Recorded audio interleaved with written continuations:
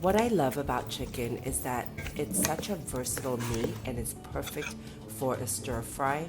So today we are making spicy Thai basil chicken. With this recipe, you can either use ground chicken or chunks of chicken breast. Ground chicken is how it's traditionally served. Start off with the marinade with kosher salt, black pepper, sugar, and fish sauce. Mix it all together and then set it aside. Then prepare the sauce that you are going to add to your stir fry. And that sauce consists of fish sauce, oyster sauce, maji or soy sauce, chicken broth, mushroom powder, and chili paste. Mix them all together and then set it aside. Then prepare your aromatics by chopping up garlic and shallots and Thai chili peppers. With this recipe, if you do not like spicy food, then you can forego the Thai chili paste and the Thai chili peppers.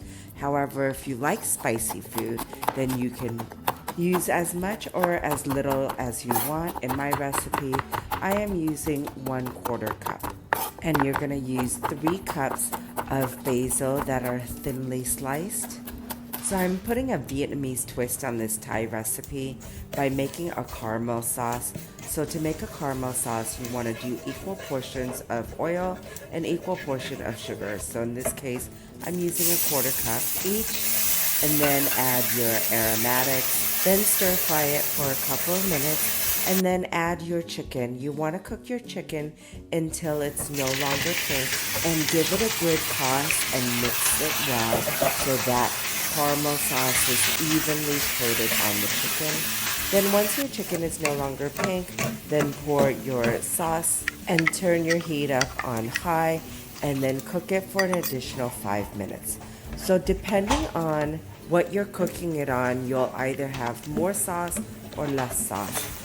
I'm using a large cast iron skillet, but if you use a wok or a smaller surface area, then you're gonna get a lot more sauce.